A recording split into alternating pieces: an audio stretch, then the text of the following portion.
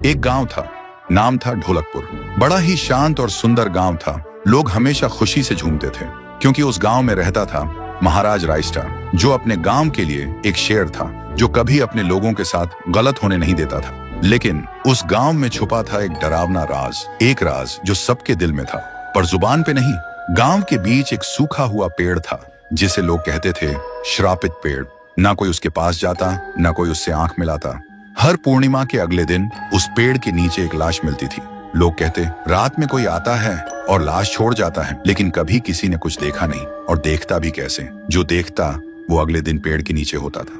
एक दिन रायस्टार ने ठान लिया, बस अब और नहीं, इस राज का अंत मैं ही करूंगा, क्योंकि ढोलकपुर का नाम मिट्टी में मिल रहा था। फिर एक पूर्णिमा की रात रायस्टार चुपके से जाकर पेड़ के पास बैठ गया। रात के 2 बजे एक आवाज आई, ठुंग ठुंग ठुंग ठुंग ठुंग ठुंग ठुंग ठुंग ठुंग सहूर।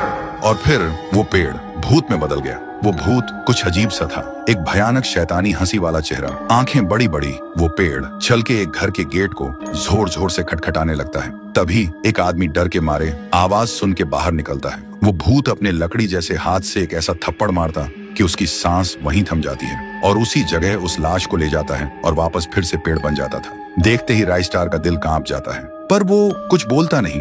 सुबह लोग भीड़ में जमा हुए और रायस्टार ने पहली बार उस पेड़ से बात करने की कोशिश की। पेड़ के अंदर से एक आवाज निकली, क्या तुम सब भूल गए मुझे? रायस्टार बोलता है, तू कौन है? पेड़ बोलता है, मैं हूँ ठुन ठुन ठुन साहुर। एक वक्त था जब मैं भी इस गांव का एक प्यारा सा बच्चा था, लेकिन 100 साल पहले मुझे इसी पेड़ से रस्सी बांधकर उल्टा लटका दिया गया, गांव वालों की आंखों के सामने, और मेरी मौत को तमाशा बना दिया गया, सिर्फ इसलिए क्योंकि मैंने एक राज देख लिया था जो लोग छुपाना चाहते थे।